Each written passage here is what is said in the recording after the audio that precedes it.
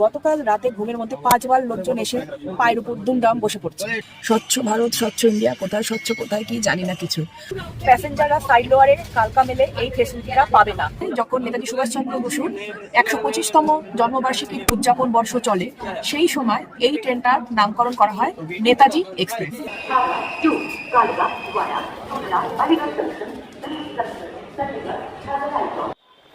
16ই November 2025-এর রাত, আর আমি চলেছি হাওড়া স্টেশনের উদ্দেশ্যে। আর এই মুহূর্তে আপনারা যে রাস্তাটা দেখছেন, এই ক্যাবওয়েতেই একটা সময় পরাধীন ভারতবর্ষের সমস্ত ভাইসরয়দের বড় বড় গাড়ি এসে দাঁড়াতো। আর ঠিক এর পাশেই রয়েছে হাওড়ার 9 নম্বর প্ল্যাটফর্ম, যেখানে সেদিন ঢুকছিল আমার ট্রেন।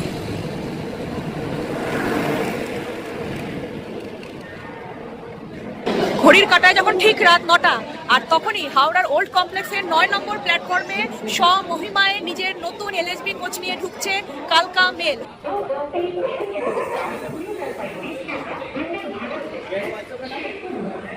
থেকে এই ট্রেন যবে স্টার্ট হয়েছে তবে থেকে কিন্তু এই 9 নম্বর প্ল্যাটফর্ম থেকে আমাদের এই ট্রেনটা চলে। এখানে আরএসিতে আমার সাথে যার সিট ছিল, তিনি একজন ভদ্রলোক, তো উনি এসেছিলেন এখানে সিট কোথায় কি ব্যাপার দেখতে। ওনার সাথে কোনো ফিমেল প্যাসেঞ্জারও নেই এবং ওনারই সিট আমার সাথে অ্যালট হয়েছে। কিন্তু ইন্ডিয়ান রেলওয়ে রুল অনুযায়ী কোনো ফিমেলের সাথে ওভারনাইট জার্নি করার ক্ষেত্রে আরএসিতে কিন্তু ফিমেল প্যাসেঞ্জারকেই অ্যালট করা হয়। ফার্স্ট টাইম আমি দেখলাম কোনো মেল প্যাসেঞ্জারকে অ্যালট করলো। 14/7/2025-এ এই ট্রেনটা এলএইচবি-তে কনভার্ট হয়। আগে আইসিএতে ছিল। এলএইচবি-তে কনভার্ট হওয়া সত্ত্বেও আমি যে সাইড ডোয়ারে জার্নি করছি, সাইড ডোয়ারে কোনো রকম ইলেকট্রিসিটি অপশন নেই। আপনি কোনো চার্জিং সকেট পাচ্ছেন না, লাইট ফ্যান অপারেট করার কোনো রকম চান্স আপনি পাবেন না। এইখানে পুরো জায়গাটা এখানে কার্ডবোর্ড দিয়ে কভার করা। আপনার ফোন চার্জের জন্য আপনাকে নিজের পাওয়ার ব্যাংক ক্যারি করতে হবে। ঘড়িতে সময় এখন রাত 10:30, আর আমি আমার রাতের খাবারটা বের করে নিলাম ব্যাগ থেকে। এখানে বাড়ি থেকে উপমা বানিয়ে এনেছিলাম আজকে রাতের জন্য, এটাই আমার হালকা ফুলকা খাবার। রাত 11:13 আমাদের ট্রেন ঢুকলো তার প্রথম স্টপেজ বর্ধমান জংশনে, যেটা আসছে ইস্টার্ন রেলওয়ের হাওড়া ডিভিশনের মধ্যে, আর জেলা পূর্ব বর্ধমান। আমাদের দেশের প্রথম 1 নাম্বার যুক্ত ট্রেন হচ্ছে এই কালকা মেল। 01 ছিল আম আর 02 ডাউন, যদিও আজকে এই ট্রেনের নাম্বার 12311। বর্ধমানের পর আমাদের এই ট্রেন দুর্গাপুর, আসানসোলেও কিন্তু স্টপেজ দেবে। এই ট্রেন গোটা রুটে 7খানা স্টেটের উপর দিয়ে জার্নি করবে, যার মধ্যে প্রথম স্টেট হচ্ছে ওয়েস্ট বেঙ্গল। আর আমার গলাটা ভেঙে গেছে, তাই ভিডিওতে সাউন্ড ট্র্যাক হয়তো গলার একটু ফ্যাসফ্যাসে আসছে। বাড়ি থেকে বেরিয়েছি অত্যন্ত শরীর খারাপ নিয়ে, গলা ভাঙা, হালকা হালকা গায়ে জ্বর রয়েছে। আর আজকে আমি S6-এ জার্নি করছি। S6 কোচটা হচ্ছে এইটা। S4, S5, S6, S7 এই কোচগুলো ট্রেনের পিছন দিকে থাকে। ক্যালেন্ডারের তারিখ বদলে হলো 17ই নভেম্বর, আর আমাদের ট্রেন এসে পৌঁছালো আসানসোলে। এখানে এই ট্রেনের একবার চার্ট তৈরি হবে, আর ট্রেনের স্টপেজ টাইম এখানে 5 মিনিট। আমাদের গাড়ি এসে পৌঁছেছে ধানবাদে। এখানে ট্রেন 5 মিনিট দাঁড়াবে। পশ্চিমবঙ্গের সীমানা শেষ করে আমাদের গাড়ি এখন ঢুকেছে ঝাড়খণ্ডে, আর ঝাড়খণ্ডে এই ট্রেনের বেশ অনেকগুলো স্টপেজ রয়েছে। এই ধানবাদ স্টেশন আসছে ইস্ট সেন্ট্রাল রেলের ধানবাদ ডিভিশনের মধ্যে। সময়টা ছিল 1941 সালের 17ই জানুয়ারি, আর ভারতবর্ষে তখন চলছে ব্রিটিশ রাজ। আর ঠিক সেই সময় এই স্টেশন গোমো থেকেই Netaji Subhas Chandra Basu British East India চোখে ধুলো দিয়ে এই কালকা মেলে চড়ে দেশত্যাগ করেছিলেন। গোমো থেকে পেশোয়ারের উদ্দেশ্যে তিনি রওনা দিয়েছিলেন পুলিশের চোখে ধুলো দিয়ে। আর তার উদ্দেশ্যেই এই গোমো স্টেশনের নামকরণ করা হয় পরবর্তীকালে নেতাজি সুভাষচন্দ্র বসু জাংশন গোমো। আমাদের ট্রেন এখন ঢুকলো এই গোমো জাংশনে। ট্রেন এখানে 5 মিনিটের জন্য দাঁড়াবে।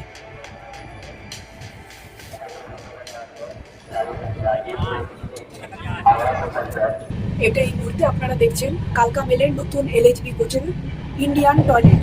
আমাদের ট্রেন মাত্র 300 কিলোমিটার জার্নি করেছে, তারপর আমি আপনাদের টয়লেটটা দেখাচ্ছি। টয়লেটটা দেখে যেরকম মনে হচ্ছে আসলে কিন্তু সেরকম নয়, অত্যন্ত দুর্গন্ধযুক্ত এবং জলটারও সেভাবে ভালো মতো পড়ছে না। ডাস্টবিনের এখানে হালও খারাপ, জলের কলগুলো কীরকম ওল্ড স্টাইলের। এখানে সাবানের জায়গাটা কেমন ভেঙে যাচ্ছে, আরও সাবান কিছু আছে কিনা এর মধ্যে কে বা জানে। কাজটা অত্যন্ত নোংরা মানের, আর লাইটটা উপর দিকে এরকম রয়েছে। এদিকে একটা নোংরা রড, আর দেওয়াল ফেওয়াল সব কিছুই কিন্তু অত্যন্ত নোংরা। সময় এখন 5:23, আর বাইরে ঠিক সেরকমই হাড় কাঁপানো ঠান্ডা। আর সেই সাথেই আমাদের ট্রেন প্রবেশ করলো বিহার রাজ্যের প্রথম স্টেশন গয়াতে। গয়াতে এই ট্রেনের আসার টাইমিং 5:05 আর এই ট্রেন এখানে স্টপেজ দেবে 5 মিনিটের জন্য। এখন সময় সকাল 6:30 আর আমরা যে রেল ব্রিজটা ক্রস করছি এটাকে বলা হয় নেহেরু সেতু, আর এটার অন্য নাম আপার সোন ব্রিজ। নিচে যে নদীটা রয়েছে এটা বিহারের সোন রিভার। ইন্ডিয়ান রেল নেটওয়ার্কে এটা ইন্ডিয়ার one of the longest rail river bridge. Gaya cross করে আসার পর বিহারের উপর আমাদের এই কালকা মেলের আরও 4টে স্টপেজ রয়েছে। আর সামনে ট্রেন এখন যে স্টপেজে এসে পৌঁছালো এটার নাম দেহরি অন সোন। ট্রেন এখানে 2 মিনিটের জন্য দাঁড়াবে। এটা আসছে east central railway Deendayal Upadhyay জংশনের মধ্যে।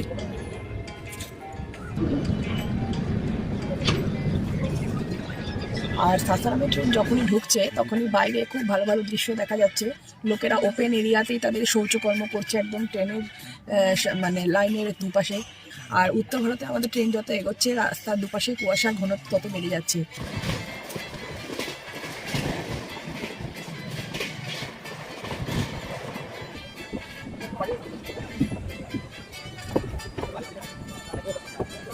আমাদের ট্রেন ঢুকলো উত্তরপ্রদেশের first stoppage Deendayal Upadhyay junction. এটা আসছে ইস্ট সেন্ট্রাল রেলওয়ের এই ডিডিইউ ডিভিশনের মধ্যে, উত্তরপ্রদেশের মধ্যে। এরপর যতগুলো স্টেশনে এই ট্রেন দাঁড়াবে, কোথায় কোথায় এই ট্রেন দাঁড়াবে তার লিস্ট আমি স্ক্রিনে আপনাদের সঙ্গে শেয়ার করে দিচ্ছি। প্রচুর আনঅথরাইজড প্যাসেঞ্জারদের ভিড় রয়েছে। স্পেশালি বিহার ইউপিতে ট্রেন যখন ঢুকছে লোক কিন্তু উঠে পড়বে এবং উঠে পড়ে নিজেরাই বলছে যেখানে যেখানে জায়গা পাচ্ছিস একটা বসে যায়। এই ভয়ে আজকে আমি ট্রেনের সিট থেকে নামতে পারছি না, কারণ নামলে আর জায়গা পাবো না।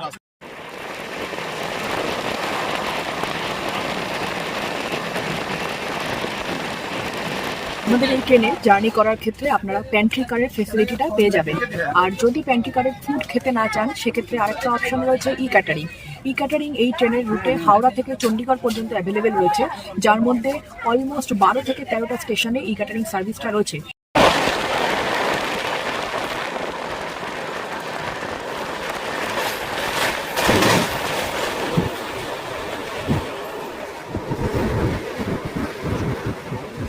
এটা হচ্ছে যমুনা নদী, আর আমরা যে ব্রিজের উপর দিয়ে যাচ্ছি এটা হচ্ছে ওল্ড নৈনি ব্রিজ।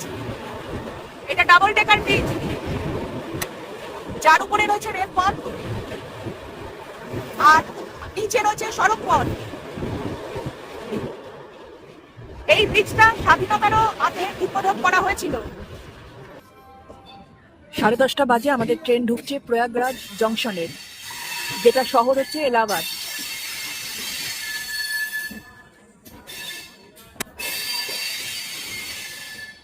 আমাদের এই ট্রেনটা ব্রিটিশ ইস্ট ইন্ডিয়া শাসনকালে যখন চলতো সেই সময় এই ট্রেনটার নাম ছিল ইস্ট ইন্ডিয়া এক্সপ্রেস মেল।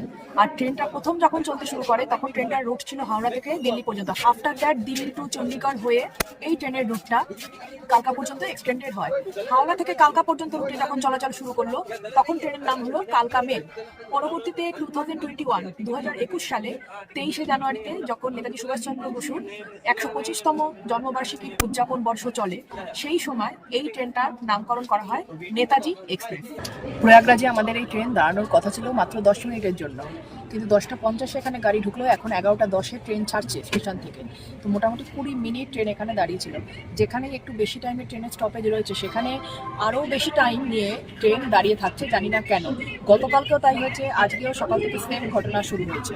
এবারে জার্নি টাইমে স্ন্যাক্স আইটেম হিসাবে কিছু খাওয়ার জন্য এই কৌটোটায় করে এরকম চাল ভাজা এনেছিলাম, তো সকালে কিছুটা খেলাম। আর অ্যাজ ইউজুয়ালি আমার যেরকম ফ্লাস্ক এবং চায়ের অ্যারেঞ্জমেন্ট আমার পার্সোনাল ভাবে থাকে সেটা আমার এবারও ছিল। এবারে লং টাইমে জার্নি বলে এবারে একটু বড় ফ্লাস্ক আনতে বাধ্য হয়েছি। আমাদের ট্রেন এই মুহূর্তে ঢুকছে কানপুর সেন্ট্রালে।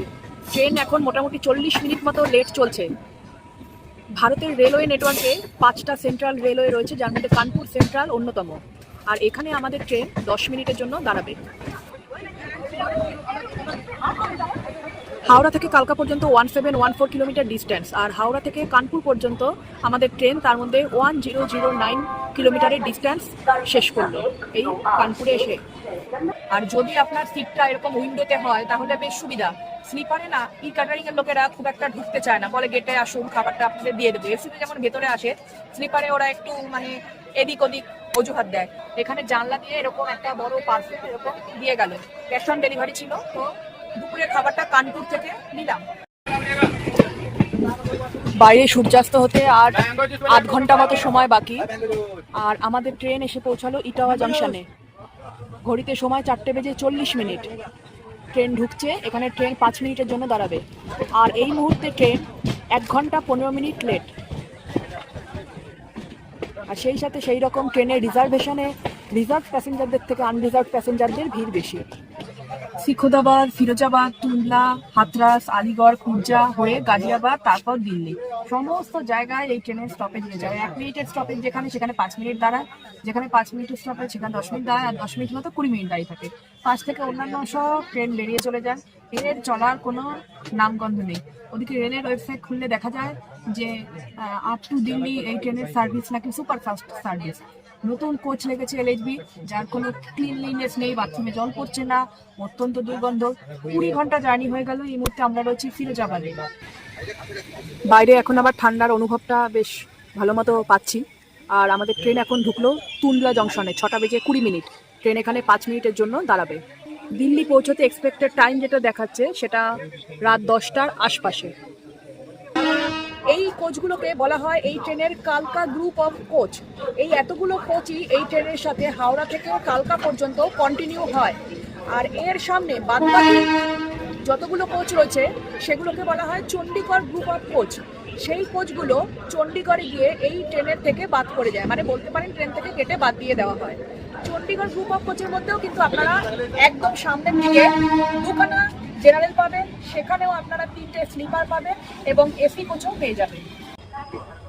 আমাদের ট্রেন ঢুকছে গাজিয়াবাদ জংশনে। ঘড়ির সময় এখন 8:52।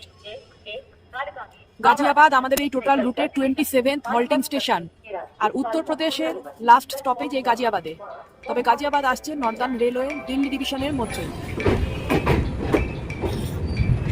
আমাদের ট্রেন এখন দিল্লির কাছাকাছি এসেই গেছে, প্রায় দিল্লি এনসিআর ট্রেন ঢুকে গেছে। নিচে এটা এখানে যমুনার উপর ব্রিজ, দিল্লির কুয়াশা ঘেরা যমুনা। আর এটা ক্রস করে রেড ফোর্টের গা ঘেঁষে আমাদের ট্রেন ঢুকবে পুরানো দিল্লিতে।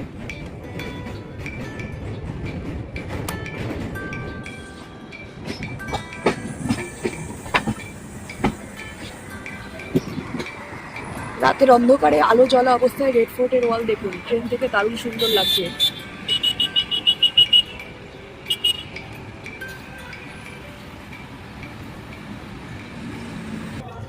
রাত 11টা বাজে, আমাদের ট্রেন ঢুকছে দিল্লি জংশনের 6 নম্বর প্ল্যাটফর্মে। এই স্টেশনের code capital D, capital L, capital I।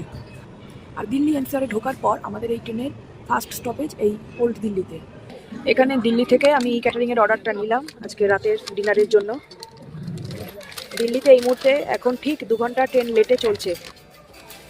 ভেতরে টিস্যু দিয়েছে আর খাওয়ার জন্য স্পুন দিয়েছে। এখানে খাবারটা গরম রয়েছে, এখানে ঢাকনাটা খুললাম, এখানে এরকম রাইস রয়েছে, আর এই সাইডটায় চিলি চিকেন দিয়েছে, পুরো গরম ধোয়া উঠছে এখানে। ঘড়িতে সময় এখন রাত 2:30, আর আমাদের ট্রেন ক্রস করছে কুরুক্ষেত্র স্টেশন। দিল্লি ছাড়ার পর সবজি মান্ডিতে স্টপেজ দিয়ে আমাদের এই ট্রেন প্রবেশ করে হরিয়ানা রাজ্যের মধ্যে। হরিয়ানা রাজ্যেও এই ট্রেনের বেশ কিছু স্টপেজ রয়েছে, যার মধ্যে প্রথম স্টপেজ শনিপাত। এরপর পানিপাট হয়ে কুরুক্ষেত্র, আম্বালা ক্যান্ট হয়ে এই ট্রেন পৌঁছায় চণ্ডীগড়ে। ঘড়িতে সময় এখন 5:27। চণ্ডীগড় থেকে আমাদের অর্ধেক ট্রেন বাদ দিয়ে বাকি অর্ধেক ট্রেন নিয়ে গাড়ি লোকো ছুটছে। এখান থেকে কালকার ডিস্টেন্স রয়েছে 25 কিলোমিটার। আর চণ্ডীগড়ে এই ট্রেন কাটাকুটির জন্য 50 মিনিট থেকে 60 মিনিট, মানে 1 ঘন্টা পর্যন্ত ট্রেন এখানে আপনার দাঁড়িয়ে থাকবে। দিল্লি এনসিআর এর পর আমাদের এই ট্রেন প্রবেশ করেছে হরিয়ানা রাজ্যে। হরিয়ানা এবং পাঞ্জাবের মধ্য দিয়ে এই ট্রেন জার্নি করে লাস্ট অফ অল তার ডেস্টিনেশন কালকাতে পৌঁছবে। ঘড়ির সময় 5:44 আমরা ক্রস করি চণ্ডী মন্দির স্টেশন, যেটা আসে হরিয়ানা রাজ্যের মধ্যে। কালকা পৌঁছানোর আগে এটাই লাস্ট স্টপেজ আমাদের এই ট্রেনের। এখানে ট্রেন আসার সঠিক সময় ছিল 2:33।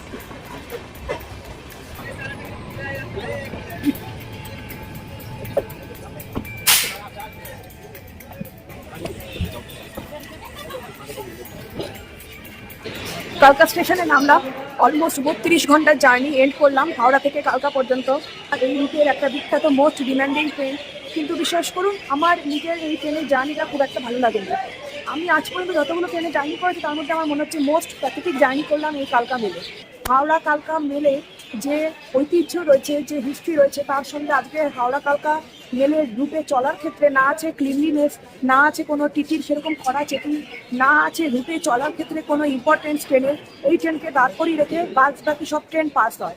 আর না আছে সেরকম ভালো স্পিড, না আছে ভালো কোনো মানে আদার্স যে সার্ভিসগুলো হয়, যে খাবারের সার্ভিস থেকে শুরু করে কোচের মধ্যে স্প্রে করা থেকে শুরু করে কোনো একটা সার্ভিসও আপ টু দ্য মার্ক নেই এই কালকা মেলের ক্ষেত্রে। এখান থেকে আমার টয় ট্রেনের টিকিট রয়েছে, এবার সে দাঁড়িয়ে আছে আমার জন্য নাকি বেরিয়ে গেছে জানি না, কারণ এই ট্রেন অনেক লেট করেছে। 3টের সময় এখানে আসার কথা ছিল, এখন 6টা বাজে। তো আপাতত এই ভিডিওতে আমি এখান থেকে বিদায় নিচ্ছি।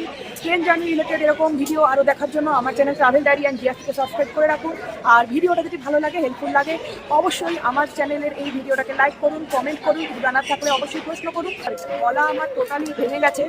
তো আপাতত বিদায়, আগামী পর্বে আপনাদের সঙ্গে দেখা হবে কালকা থেকে সিমলা পর্যন্ত টয় ট্রেনের জার্নি নিয়ে। টাটা, সকলে সুস্থ থাকবেন, ভালো থাকবেন।